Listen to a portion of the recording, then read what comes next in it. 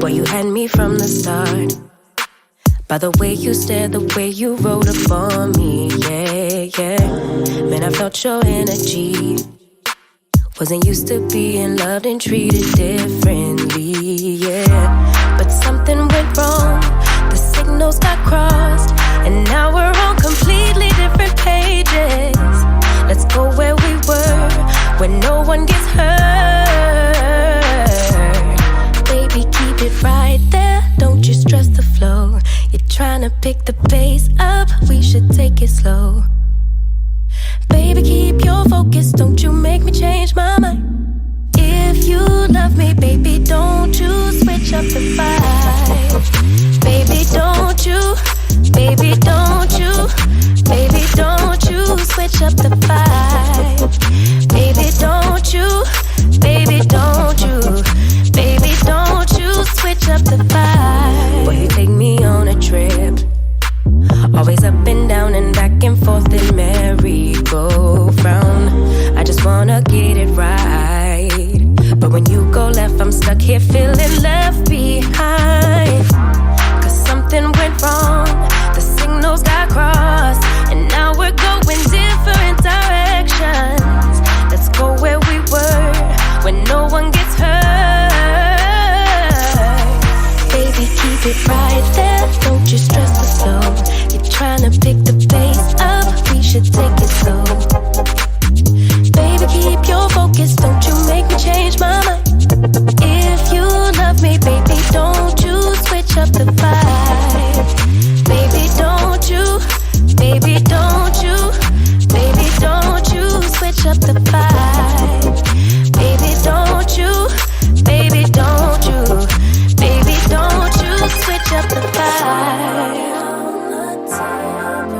If you love me just like you say you do, don't kill the good vibes. If you kill them, you're gonna kill us too. Baby, keep it right there, don't you stress the flow. You're trying to pick the pace up, we should take it slow. Baby, keep your focus, don't you make me change my mind. If you love me, baby, don't you switch up the vibe. Baby, don't you, baby, don't you, baby, don't you switch up the vibe. Baby, don't you, baby, don't you, baby, don't you switch up the vibe.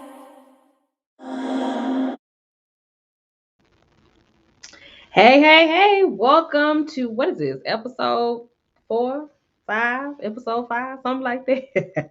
I think it's episode 4, season 5.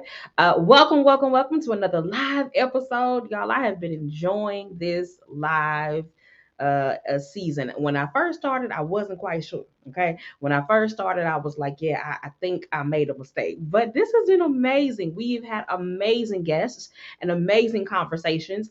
If you missed any of the episodes so far, make sure you head over to YouTube and or Facebook and watch the replays, okay? And then after you watch, make sure you share with someone who can benefit from these conversations. We've talked about confidence, we've talked about limitations, we've talked about self accountability and self-control. We have had some amazing conversations. So I am more than sure that any or all of the episodes will be beneficial to you. If you are watching, please make sure you share this live stream.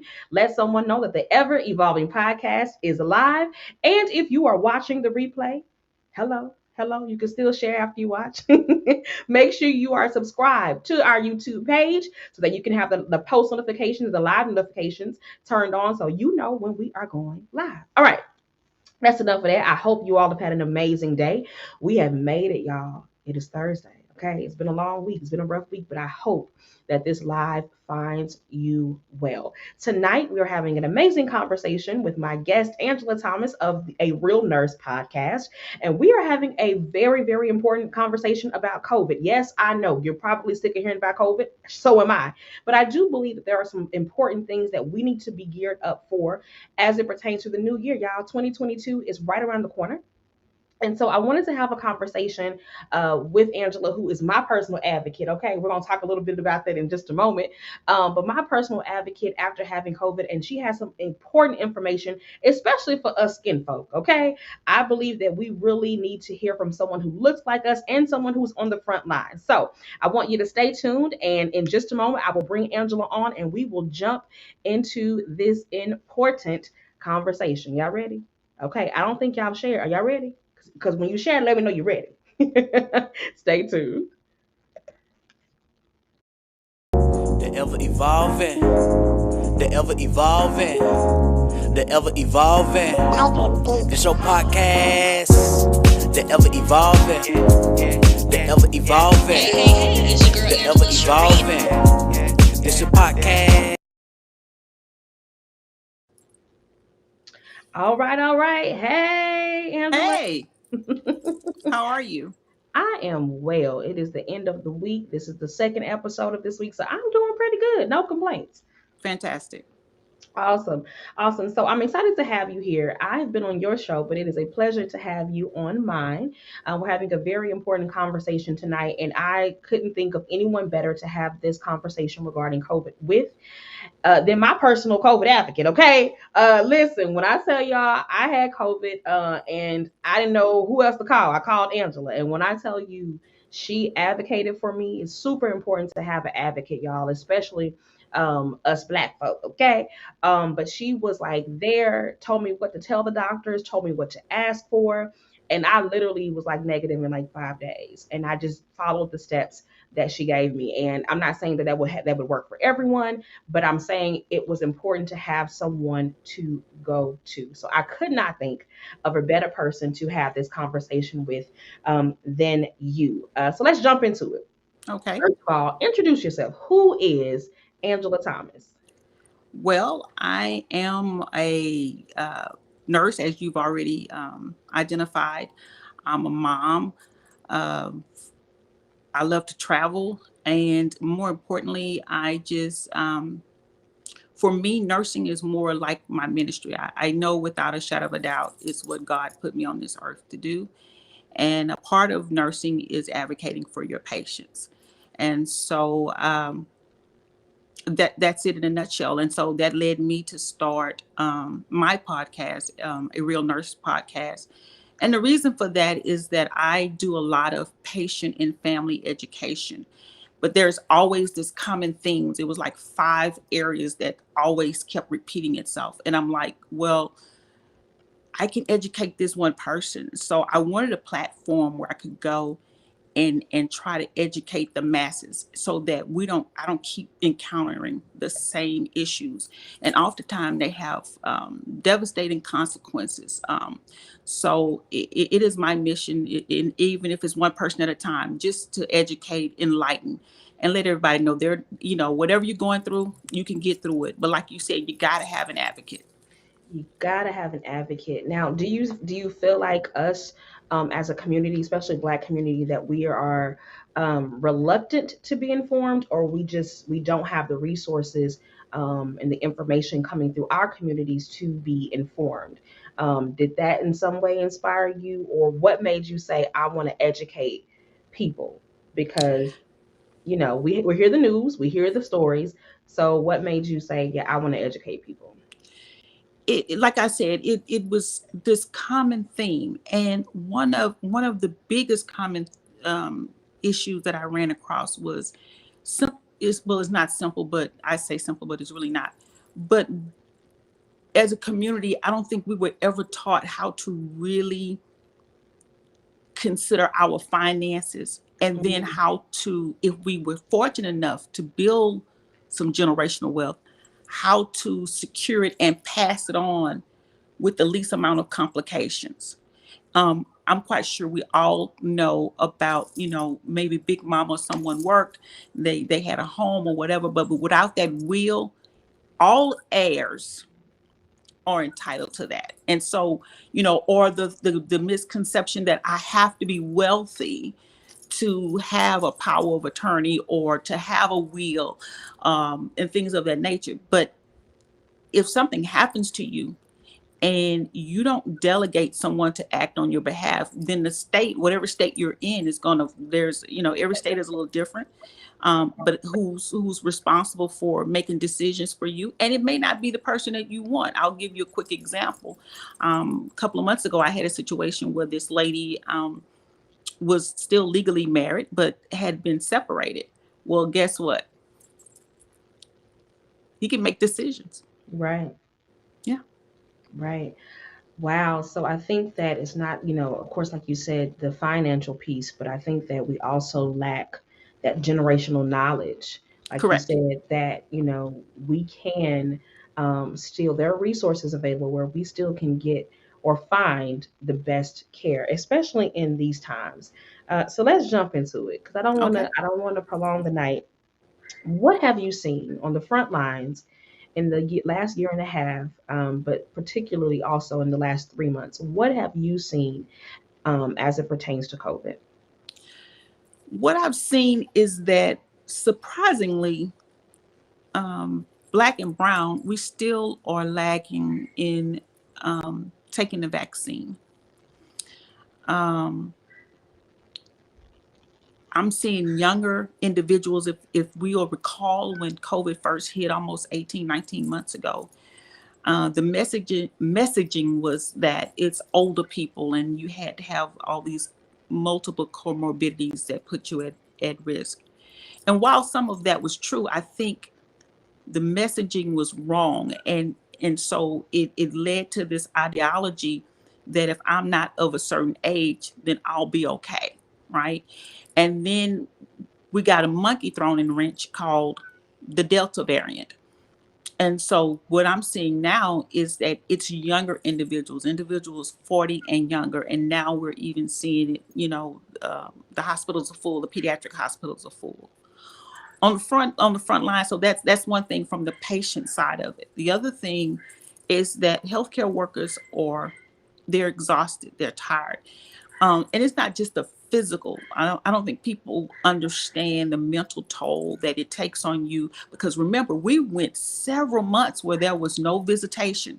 So the only human contact patients that were in the hospital had was that those of their care providers, right? And so you go through so many deaths per day, and having to hold that person's hand and try to be that connection between them and their loved ones can take a toll on you, So it's that fatigue, it's that burnout. And then we're seeing lack of resources in that, you know, the government sent in nurses and they gave these contracts to get more nurses to try to get nurses in. Well, that left a void for home health nurses.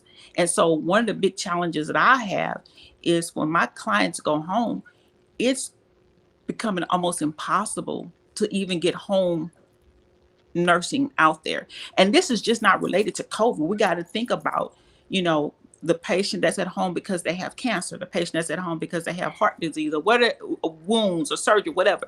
They're not getting the resources and they're not getting the care that they deserve. So it's a big complicated mess right now. Is there a solution? Going into a new year with still no end in sight.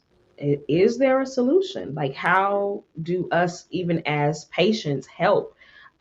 Is there a way that we can help? And I say that because in the beginning they would say, hey, don't go to the ER or call first and different things. Is there anything that we can do to help? And what is the solution to this? I think for long-term solutions or fix to the problem is that those people that we voted into office to act on our behalf, Yeah. they need to stop having pissing matches and and politicizing this. Yes.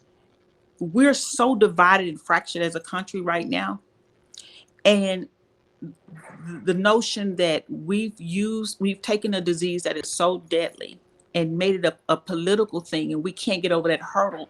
And it's, in my opinion, it's so you can, because this is what people are concerned about. So you tie yourself to this one viewpoint so you can get votes from that population.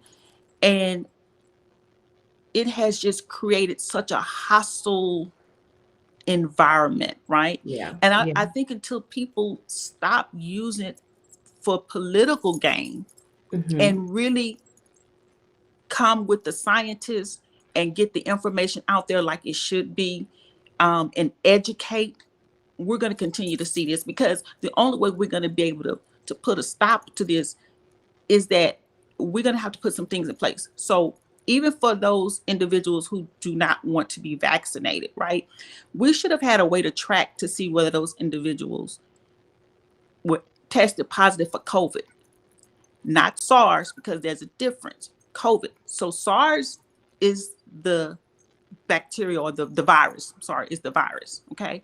So you can test positive for the virus, and some people never convert and test positive for COVID. So COVID is when you Hmm. actually get the disease. And so I think that's a lot of the miscommunication as well, because Yeah. everybody was like COVID related, COVID related. And then some of that has to do, again, with billing, because if you stick COVID on stuff, you see what I'm saying? So, and because people weren't making money, and you weren't, when all this started, you couldn't do, there was no elective admissions, surgeries and stuff. So hospitals and doctors and clinics and stuff was feeling it. So if you throw, and I'm not saying that everybody did it, but I think just to say COVID and just put everybody into one bucket Yeah. really it made the water really murky. Yeah. To get paid. Yeah. Yeah. Yeah. So that's interesting. You just taught me something. This is why I have you here, because a lot of times we see, like, if people post their test, it will say SARS. Correct. It doesn't say. So how do you know the difference or know what you're being tested for? So when you're tested to see if you have contracted the virus. But just because you have the virus doesn't necessarily mean that you will develop COVID. COVID is those things like when you start having the shortness of breath, the temperature, the body aches, the nausea, the vomiting, the diarrhea, and then in some people it progressed, it's like a mushroom, it just explodes, in that now they start having issues with renal failure. That's one of the big things we are seeing is renal failure. Is affecting people's heart, but more importantly your lungs, and some people will have long-term lung issues from COVID, because some people develop such bad scarring. Like I have a patient right now who's, I want to say he's 43, and it damaged his lungs so bad that he's on the transplant list. He has to have a transplant. His lungs are just toast. Wow.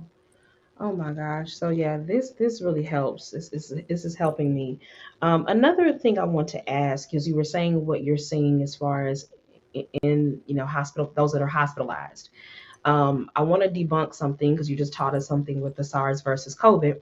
Um, is it true that most of the people that are being hospitalized are unvaccinated? Yes Yes, or no? Yes. yes. Okay. And let me say this, I want to clear this up, because that's another thing that politicians are Correct. using to divide us with. And Correct. the most recent example of that is Colin Powell. That was the first thing that they jumped and said was, and he had been vaccinated. And while he had been vaccinated, this is what we have to understand. And I've talked about this several times on my podcast. When you have certain underlying conditions, specifically those that can cause one to be immunosuppressed, and immunosuppressed mean that you don't have the proper level of white blood cells to help you combat or fight infections. Okay. And then there are other certain diseases to where you have to take medications like your rheumatoid arthritis, people that's getting Hmm. chemotherapy. The medications also can suppress your immune response. So Hmm. when that happens, those individuals, although they get vaccinated, okay, their T cells and B cells do not necessarily respond like the person who don't have all these contributing factors. And so while you may get some antibody response, is may not be enough, and they've seen that, and there's plenty of publications throughout various medical journals that talk about this, right? And so it's not enough of protection, so that if they get exposed, for all practical purposes, it's like, think of it as a force shield, and that Mhm. force shield is, if it's levels to the force shield, they may have a thin layer, whereas everybody else get a thicker layer because they don't have all these other extenuating circumstances, if that makes sense. It does. It does. So while we're on that about the antibodies, I was listening to Larry Elder yesterday, and he's very controversial, but he said something that really made me wonder, and I said I would ask today. I don't know um, if you've heard this, but he was saying that it was recorded by scientists that the having the antibodies, like after you've had COVID, having the antibodies is almost more of a protection than the actual vaccine. There's nothing that beats natural immunity. I mean, anything that our body produces is best because it recognizes itself, right? Okay. So I agree with that, but the thing that threw a loop in it was the variant. Mm, Okay, so you had the Delta variant, yeah. and so while your body has enough antibodies, when we was just dealing with with COVID before it replicated and switched the program up, right? So the question is, do you have enough Hmm. to deal with the variant? Because most viruses replicate. That's why it was so Right. hard. That's why you could never get a cure for HIV or herpes, because they're a virus. So they constantly mutate. That's why you get a flu shot every year, because the strands change. Okay. So what they have seen is that if you've had COVID and then you turn around and get a shot, you now have a higher chance of being able to deal with the variant if you're exposed to it, right? Okay. So, and I think that's, again, that's something, and I don't know if people remember early on, when I want to say March or April of last year, when there was some consideration talking about being able to track and come up with a system to track those individuals that had tested positive. So you would have a data bank to know who those individuals are. Yeah. And then at that point, say to them, hey, um, when the shot became available, this is what we found. But I think the reason so many people are hesitant with this vaccine is because it's like the shot is the only answer. Right. Right. I agree.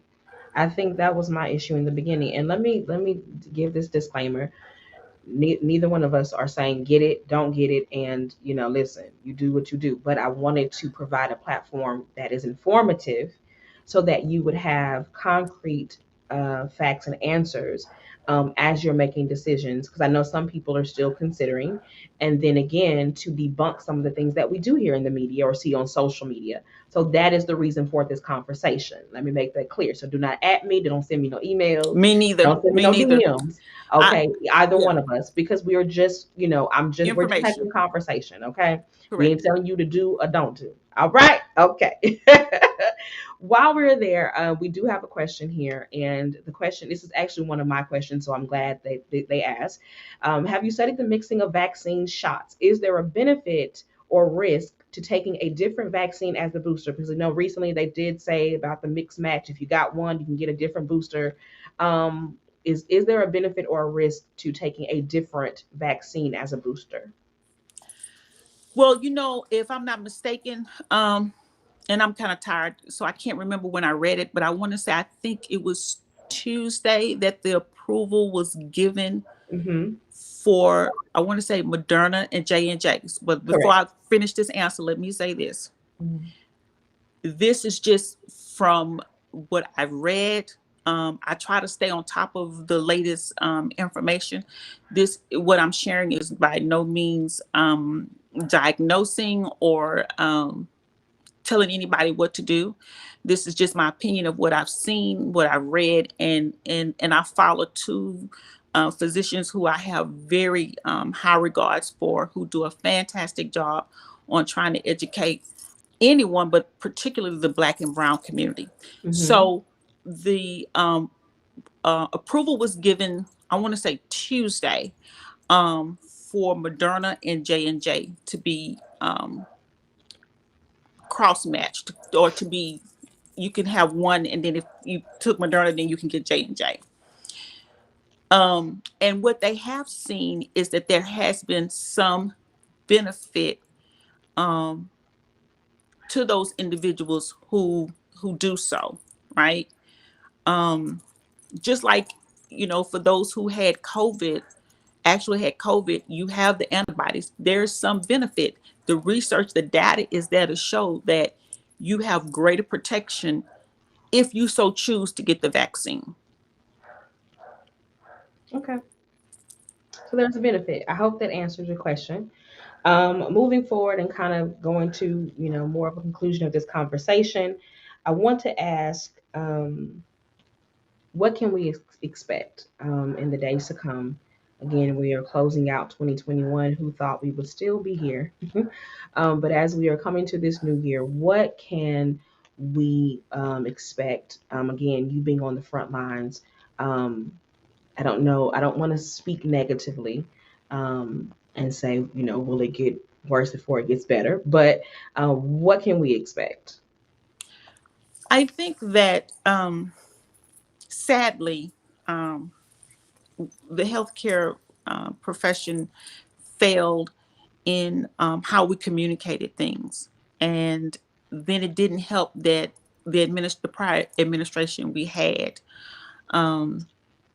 tried to keep things suppressed. And so that just really kicked up our suspicion. I think we could have been further along if we weren't, if certain individuals weren't more concerned about political gain and financial gain. I think that if we would have kept the mask mandates, and if we would have stayed isolated just a little longer, maybe 90 days longer, I agree. we would have had a different outcome. So, and now you have the variant. And so I think that until people stop bickering and fighting about it and really try to understand why people are hesitant to the vaccine, or establish whether they have immunity, it's here for a while. Everybody keeps saying they want to go back to the old. They want to go back to normal. That was my next Life question. as we knew it will never be that way again. Yeah. It's, there's even a question whether we still even need the flu vaccine anymore, because the flu, we're not seeing it. We're not seeing it. I think for all practical purpose, SARS-CoV-2, the virus, is our replacement for the flu. So it's not going anywhere. And so the best advice I can give anyone is to be, hopefully you have a physician that you can have a really open and honest conversation with, and decide, what bothers me and what concerns me more right now is the children. And so I'm glad that Pfizer has finally been approved, because it's hard to keep kids and tell kids to keep a mask on, especially when they're a certain age, and it bothers me when I see individuals out. Like, I feel like if you're an adult and you make the decision that you don't want to wear a mask, that's fine. But as a parent, I think until they, before they came up with the vaccine, before Pfizer, I would see so many kids out unprotected. Yeah. So it's not over yet. The hospitals are still full. We're getting a little break where it's just not, we don't have people out in the hallways and all everywhere, but it's still an issue. And the other thing I think that's going to impact us is long haulers. So long haulers are going to be those individuals that have such lasting impact from COVID, be it interstitial lung disease or renal failure and having to be on dialysis. And we're going to have to pay for that.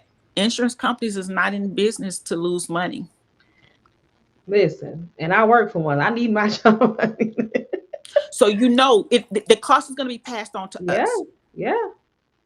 Wow. Well, So we have to think of it in terms, and we still, you know, I just read an article the other night and it was talking about the percentage of people who, even cancer patients, their overall prognosis is poor because it's taken so long for them to be able to even access health care. yeah, yeah. Oh, Lordy. Well, I kind of hate to end on that note, but thank you so much for sharing. I You're think, welcome. again, we need to hear the real, we need to hear the truth. And there are so many conflicting stories and news reports and platforms that I, again, wanted to create a safe space for people to ask questions and for us to really say, like, listen, what is it? What are we in for, you know, and to ask these needed questions. So thank you so much for You sharing again, y'all. Like she said, make sure you have a physician. Make sure it's a good one. Okay, so do your research, and if you do not have a good physician, I encourage you to find one. But in addition to that, make sure you also have an advocate, someone who will go to bat for you. I'm hoping that is your physician, but in my case, it wasn't. So make sure you have somebody on your squad that will make sure to tell you what you need to know, and to look out for you and your health. Angela, let the people know how they can find a Real Nurse podcast. A Real Nurse on IG and Facebook. Hmm. It's at A Real Nurse Podcast. And you can email if you have questions. I can't give you medical advice, but I can point you in the right direction to resources. And so my email is A Real Nurse, the podcast at gmail.com. Awesome, awesome, awesome. Thank you so You're welcome. much. Have a good. Go get you some rest. Have a good night. You too. All Bye. right, y'all. So that was that on that. That was a great conversation. I love learning and being able to debunk some of the things that we hear because we've heard so much as it relates to COVID. And so, yeah, I am super excited. That was episode 4. If you missed it, if you missed the beginning part, we talked about a lot. We answered some questions, debunked some myths. Make sure you watch the replay. It will be over on YouTube and Facebook. If you are not subscribed on YouTube, I need you to subscribe tonight. Okay. If you are not, if you haven't liked the Facebook page, if you haven't followed the Instagram page, I need you to do that tonight because even in between episodes, I'm usually on social media and you can keep up with me there. All right. I love y'all. Thank you so much for tuning in to season 5, episode 4 of the Ever Evolving Podcast. Have a good night.